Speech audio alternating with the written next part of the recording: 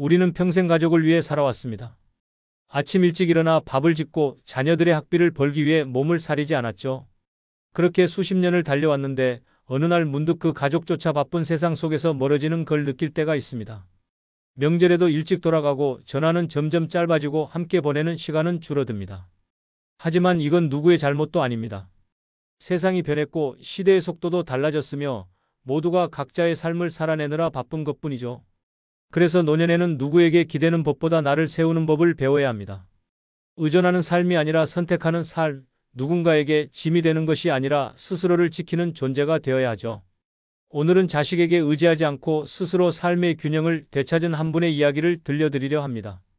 그분의 경험 속에서 우리가 놓치고 있던 진실을 발견할 수 있을 겁니다.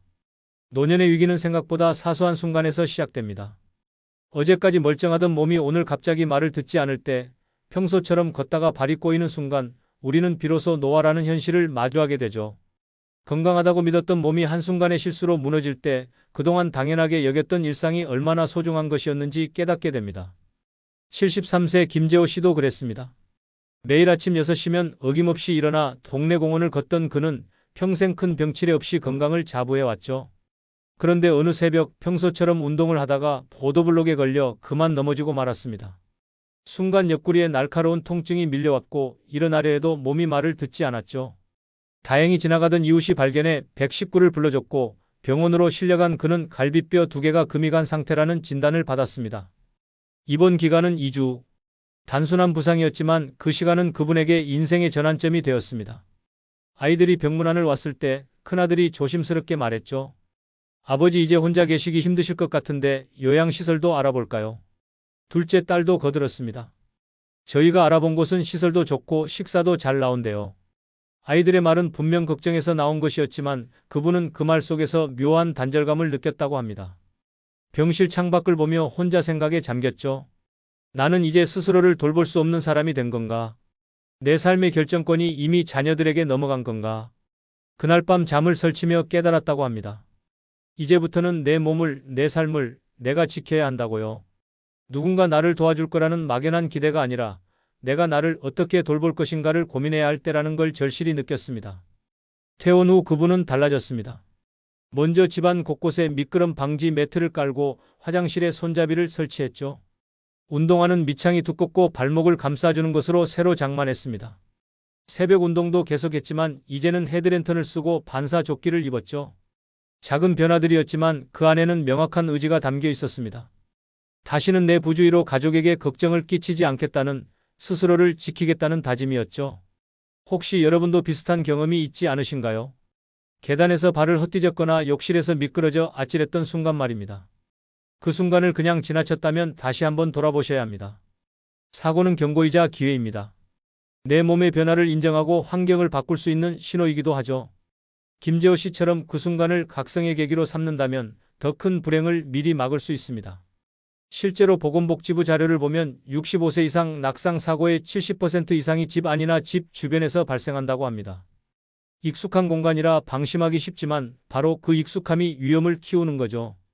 시력이 예전 같지 않고 평형 감각도 떨어지는데 환경은 젊었을 때 그대로인 경우가 많습니다.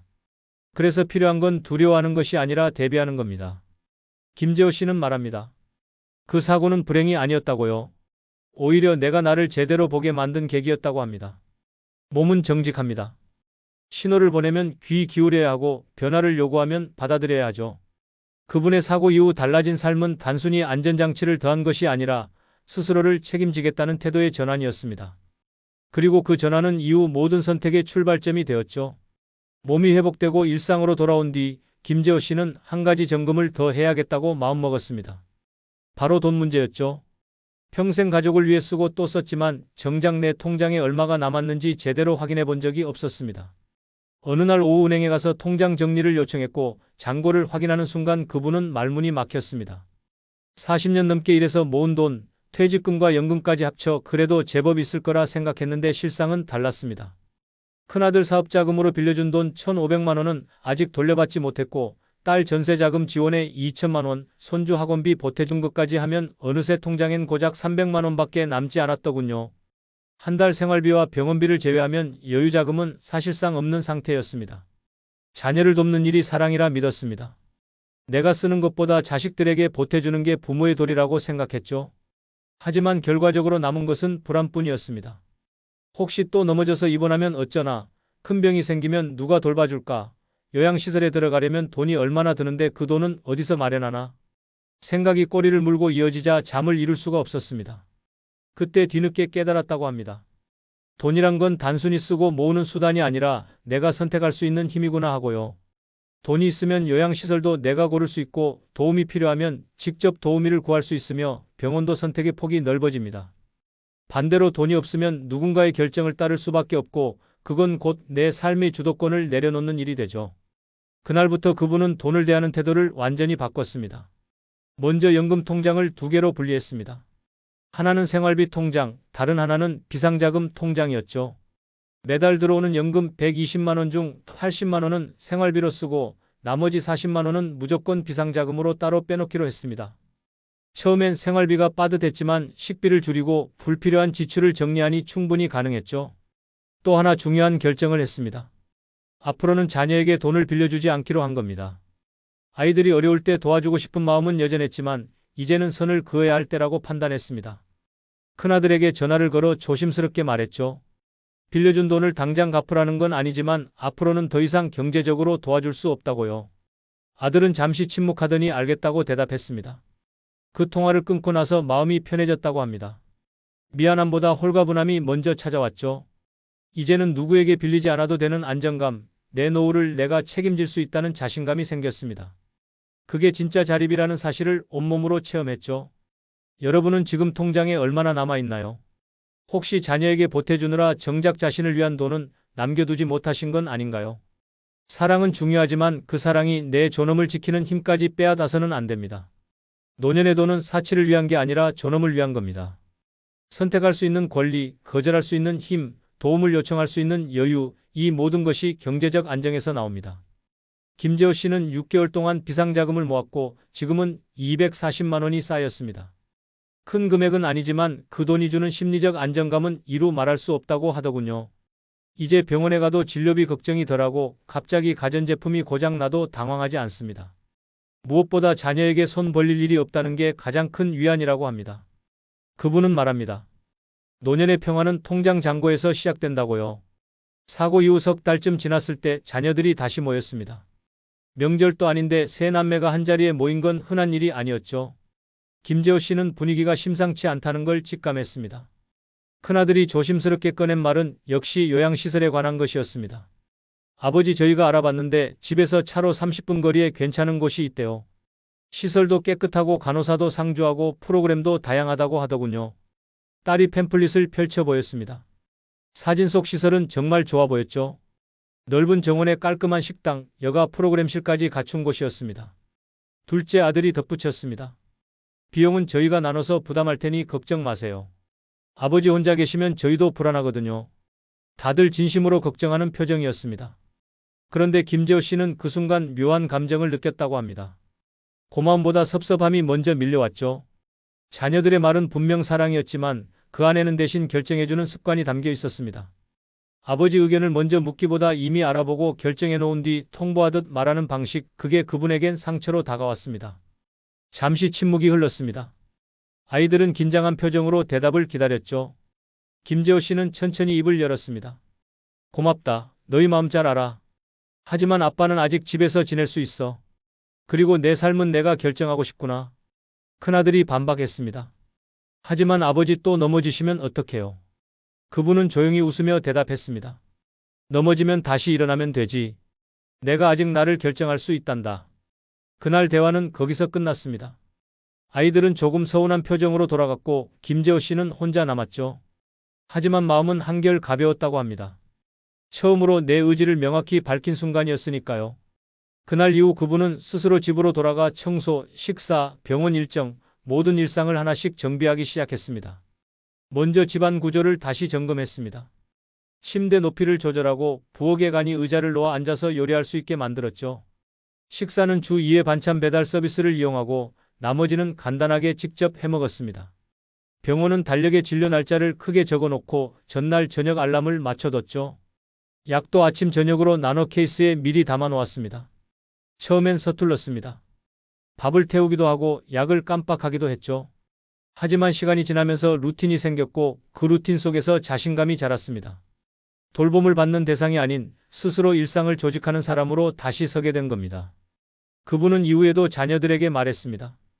진짜 효도는 부모가 스스로를 지킬 수 있도록 인정해 주는 거야. 혹시 여러분도 자녀로부터 비슷한 제안을 받으신 적 있나요? 요양시설이나 함께 사는 건 말입니다. 그 제안이 반드시 나쁜 건 아닙니다. 하지만 중요한 건 결정의 주체가 누구냐는 겁니다. 내가 원해서 선택한 거라면 괜찮지만 누군가 대신 정해준 거라면 그건 자립이 아니라 의존이죠. 물론 스스로 일상을 관리하기 어려운 분들도 계십니다. 질병이나 거동 불편으로 도움이 절실히 필요한 경우도 있죠. 하지만 아직 혼자 할 수 있는데도 불안하다는 이유만으로 선택권을 넘기는 건 다른 문제입니다. 김재호 씨의 경험은 우리에게 말해줍니다. 선택의 주도권을 지키는 것, 그게 존엄을 지키는 첫걸음이라고요. 자녀들도 시간이 지나며 아버지의 결정을 존중하게 되었습니다. 처음엔 걱정했지만 그분이 꾸준히 일상을 유지하는 모습을 보며 안심했죠. 지금은 일주일에 한 번씩 돌아가며 전화를 하고 한 달에 한 번 함께 식사를 합니다. 서로의 삶을 존중하며 거리를 두되 마음은 가까운 관계, 그게 가장 건강한 가족의 모습이 아닐까요? 자립을 결심한 뒤 김재호 씨는 생활의 구조를 본격적으로 바꾸기 시작했습니다. 결심만으로는 부족하다는 걸 알았기에 구체적인 시스템이 필요했죠. 첫 번째로 손댄 건 금융관리였습니다. 그동안은 통장이 하나였고 돈이 들어오고 나가는 흐름을 제대로 파악하지 못했습니다. 자동이체로 빠져나가는 돈도 많았죠. 은행에 가서 통장을 3개로 나눴습니다. 첫 번째는 연금이 들어오는 주통장, 두 번째는 생활비 통장, 세 번째는 비상자금 통장이었습니다. 연금이 들어오면 자동으로 생활비와 비상자금이 각각의 통장으로 이체되도록 설정했죠. 이렇게 하니 매달 얼마를 쓰고 얼마를 모으는지 한눈에 들어왔습니다. 자동이체도 전부 점검했습니다. 쓰지도 않는 보험, 실제로 보지 않는 케이블 방송, 거의 방문하지 않는 헬스장 회비까지 불필요한 지출을 모두 해지했습니다. 한 달에 15만 원 정도가 절약됐죠. 그 돈을 비상자금에 보탰습니다. 지출의 흐름을 눈으로 확인하자 마음이 한결 가벼워졌다고 합니다. 돈을 관리한다는 것은 곧 내 삶을 관리하는 일이었으니까요. 두 번째는 돌봄 문제였습니다. 집안일을 혼자 하기엔 체력적으로 버거운 부분이 있었죠. 특히 청소와 빨래가 문제였습니다. 그래서 주민센터를 찾아가 노인 돌봄 서비스를 문의했습니다. 담당 공무원이 친절하게 설명해줬고 소득 기준에 맞아 주 1회 가사 도우미 지원을 받을 수 있었죠. 도우미와의 첫 만남은 조금 어색했습니다. 낯선 사람이 집에 들어오는 게 익숙지 않았으니까요. 하지만 김재호 씨는 이걸 시혜가 아닌 협력으로 받아들이기로 했습니다. 도우미에게 명확히 요청사항을 전달하고 해주시면 감사한 일과 본인이 직접 할 일을 구분했죠. 청소와 빨래는 도움을 받고 식사와 개인위생은 스스로 챙기기로 했습니다. 처음엔 부담스러워하던 도우미도 점차 편해졌습니다. 그분이 존중하는 태도로 대하니 상대방도 마음을 열었죠. 이제는 일주일에 한 번 오는 그 시간이 기다려진다고 합니다. 집이 깨끗해지는 것도 좋지만 누군가와 짧게나마 대화하는 시간이 외로움을 덜어주니까요. 도움은 시혜가 아니라 협력이 되었습니다. 세 번째는 법적 정리였습니다. 이 부분이 가장 어려웠다고 합니다. 유언장이나 신탁 같은 건 생각만 해도 무거웠으니까요. 하지만 피할 수 없는 일이라면 미리 준비하는 게 낫다고 판단했죠. 법률 상담소를 찾아가 무료 상담을 받았습니다. 변호사는 자필 유언장 작성법과 성년후견 제도에 대해 설명해 줬습니다. 집으로 돌아와 며칠을 고민한 끝에 유언장을 작성했습니다. 재산이 많은 건 아니었지만 집과 예금을 어떻게 나눌지, 장례는 어떻게 치러달라고 할지 적었죠. 다 쓰고 나서 봉투에 넣어 금고에 보관하고 큰아들에게 위치를 알려줬습니다. 그 순간 느꼈다고 합니다. 나는 아직 내 인생의 주인이라는 걸 증명한 것 같았다고요. 성년후견 제도에 대해서도 알아봤습니다. 혹시 나중에 치매 같은 질환으로 판단력이 흐려지면 누가 내 재산과 의료 결정을 대신할지 미리 정해두는 제도였죠. 아직 당장 필요한 건 아니었지만 알아두면 도움이 될 거라 생각해 자료를 모아뒀습니다. 이 모든 과정은 의심이 아니라 이성으로 자신을 보호하는 방법이었습니다. 네 번째는 건강기록이었습니다. 병원 진료 기록, 복용 중인 약, 알레르기 정보를 노트 한 권에 정리했죠. 혈압은 매일 아침 재서 기록하고 혈당과 체중도 주 1회 체크했습니다. 이 기록들을 병원에 갈 때마다 가져가니 의사 선생님이 더 정확한 진료를 해줬습니다. 내 몸의 변화를 가장 잘 아는 사람은 나 자신이니까요. 이렇게 하나씩 시스템을 만들어가며 김재호 씨는 깨달았습니다. 자립이란 혼자 모든 걸 해내는 게 아니라 내가 필요한 도움을 선택하고 관리하는 능력이라는 걸요. 금융, 돌봄, 법률, 건강관리, 이 네 가지 기둥을 세우는데 6개월이 걸렸습니다. 쉽지 않은 과정이었지만 그 시간이 그분에게 자신감을 선물했죠. 여러분은 혹시 이런 준비를 해두셨나요? 통장은 정리되어 있나요? 도움이 필요할 때 연락할 곳을 알고 계신가요? 유언장이나 의료의사를 미리 밝혀두셨나요? 건강 기록을 체계적으로 관리하고 계신가요? 이런 질문들이 불편하게 느껴질 수 있습니다. 하지만 이게 바로 나를 세우는 기술입니다. 미리 준비한다고 불행이 오는 게 아니라 오히려 불행을 막는 겁니다. 김재호 씨는 이제 두렵지 않다고 말합니다. 물론 나이가 들면 몸은 약해지겠죠. 언젠가는 혼자 감당하기 어려운 날도 올 겁니다. 하지만 그때조차 내가 준비해둔 시스템이 나를 지켜줄 거라는 믿음이 있다고 합니다. 그게 바로 스스로를 세운다는 것의 의미입니다. 1년이 지난 지금 김재호 씨의 일상은 조용하지만 단단합니다. 매일 아침 6시에 일어나 혈압을 재고 기록하는 것으로 하루를 시작하죠. 간단하게 스트레칭을 하고 물 한 잔을 마신 뒤 30분 정도 동네를 걷습니다. 예전처럼 무리하지 않고 자신의 속도에 맞춰 천천히 걷습니다. 운동 후엔 집으로 돌아와 아침을 챙겨 먹죠. 식사는 단순해졌습니다. 밥 한 공기에 된장국, 반찬 서너 가지면 충분합니다. 배달받은 반찬과 직접 무친 나물을 섞어 먹는데 생각보다 만족스럽다고 하더군요. 과식하지 않고 천천히 씹어 먹으니 소화도 잘 되고 몸도 가벼워졌습니다. 점심 후엔 짧게 낮잠을 자거나 라디오를 들으며 쉽니다. 오후엔 일주일에 2~3번 복지관에 갑니다. 거기서 같은 또래 친구들을 만나 이야기를 나누고 간단한 프로그램에도 참여하죠. 서예 교실에 다니며 붓글씨를 배우기 시작했는데 집중하다 보면 시간 가는 줄 모른다고 합니다. 예전엔 혼자 집에만 있어서 답답했는데 이제는 나갈 곳이 생겨 기분이 좋아졌죠. 저녁엔 손주와 영상통화를 합니다. 일주일에 2~3번, 짧게는 10분, 길게는 30분 정도 이야기를 나누죠. 손주가 학교에서 있었던 일을 이야기하면 그분은 웃으며 들어줍니다. 예전처럼 자주 보진 못하지만 이렇게라도 얼굴을 보고 이야기하니 외롭지 않다고 합니다. 통화를 끊고 나면 하루를 정리하는 시간을 갖죠. 내일 할 일을 메모하고 약을 챙겨놓고 9시쯤 잠자리에 듭니다. 이 평범한 루틴 속에서 김재호 씨는 다시 자신의 시간을 느꼈습니다. 누군가를 위해 사는 삶이 아니라 나를 위해 사는 삶, 그 소중함을 되찾은 거죠. 그분은 이제 3가지 기둥으로 자신의 삶을 지탱하고 있다고 말합니다. 돈과 건강과 집, 이 3가지가 바로 노년의 자립을 떠받치는 기둥이라고요. 첫 번째 기둥인 돈은 선택권입니다. 지금 비상자금 통장에는 500만 원이 모였습니다. 큰 돈은 아니지만 갑작스러운 상황에 대응할 수 있는 힘이 생겼죠. 병원비가 나와도 가전제품이 고장 나도 자녀에게 손 벌리지 않아도 됩니다.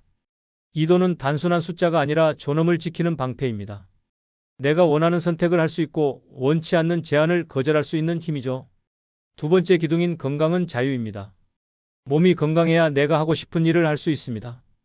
복지관에 가는 것도 동네를 산책하는 것도 손주를 만나러 가는 것도 모두 건강이 뒷받침되어야 가능하죠.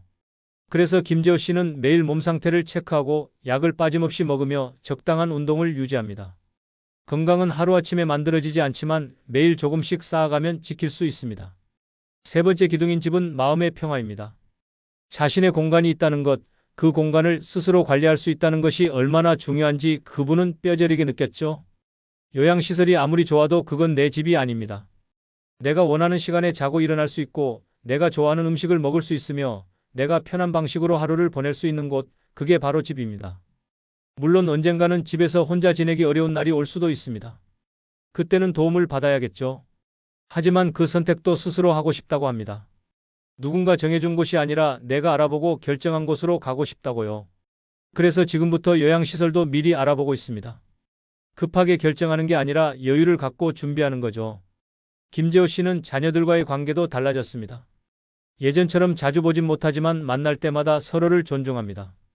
자녀들은 더 이상 아버지를 돌봐야 할 대상으로 보지 않고 스스로 삶을 관리하는 어른으로 대합니다. 김재호 씨 역시 자녀에게 경제적 도움을 요청하지도 정서적으로 기대지도 않습니다. 그저 서로의 삶을 응원하며 필요할 때 연락하는 관계죠. 이런 거리감이 오히려 관계를 건강하게 만들었습니다. 부담도 죄책감도 없는 관계, 그게 가장 편안한 가족의 모습이 아닐까요? 명절엔 함께 모여 식사하고 생일엔 축하 메시지를 주고받습니다. 평소엔 각자의 삶을 살되 필요할 땐 언제든 연락할 수 있는 사이, 그게 바로 성숙한 가족 관계입니다. 혹시 여러분은 어떤 기둥으로 삶을 지탱하고 계신가요? 돈은 충분히 모아두셨나요? 건강은 꾸준히 관리하고 계신가요? 집은 안전하고 편안한 공간인가요? 이 세 가지가 단단하게 서 있다면 노년은 두렵지 않습니다. 물론 완벽할 순 없겠죠. 하지만 하나씩 세워가는 과정 자체가 삶의 의미를 줍니다. 김재호 씨의 얼굴에는 이제 두려움이 사라졌습니다. 대신 고요한 안도감이 자리했죠. 그분은 오늘도 조용히 자신의 루틴을 이어갑니다. 아침에 일어나 혈압을 재고 밥을 먹고 산책을 하고 복지관에 가고 손주와 통화하고 잠자리에 듭니다. 평범한 하루지만 그 안에 그분의 의지와 선택이 담겨 있습니다. 그분은 말합니다. 노년의 행복은 누가 만들어주는 게 아니라 내가 지켜내는 거라고요. 자녀가 효도해서 행복한 게 아니라 내가 스스로를 돌볼 수 있어서 행복하다고 합니다. 의존하지 않아도 되니 자유롭고 선택할 수 있으니 존엄하며 내일이 두렵지 않으니 평온하다고요. 이게 바로 자립의 힘입니다. 우리 세대는 평생 가족을 위해 살았습니다. 자식 키우고 손주 돌보고 집안 꾸리느라 자신을 돌아볼 시간이 없었죠. 하지만 이젠 그 가족에게 짐이 아닌 본보기가 되어야 할 때입니다. 스스로를 지킬 줄 아는 어른, 의존하지 않고 선택할 줄 아는 어른, 그런 모습이 진짜 어른다운 삶이 아닐까요? 돈은 안심을 줍니다. 통장에 여유가 있으면 마음도 여유로워집니다. 건강은 자유를 줍니다. 몸이 움직여야 하고 싶은 일을 할 수 있습니다. 집은 존엄을 줍니다. 내 공간에서 내 방식대로 살 수 있다는 게 얼마나 소중한지 우리는 압니다. 지금부터라도 하나씩 다시 세워보세요. 통장을 정리하고 비상자금을 모으세요. 매일 몸 상태를 체크하고 꾸준히 움직이세요. 집을 안전하게 정비하고 도움받을 곳을 알아두세요. 작은 실천들이 모여 큰 변화를 만듭니다. 당신의 삶은 아직 끝나지 않았습니다. 앞으로 10년, 20년을 어떻게 보낼지는 지금의 선택에 달려 있습니다. 누군가에게 의지하며 불안해하는 삶이 아니라 스스로를 지키며 평온한 삶, 그 선택은 오롯이 당신의 몫입니다. 오늘부터 시작해보세요. 작은 변화가 큰 자유를 가져다 줄 겁니다.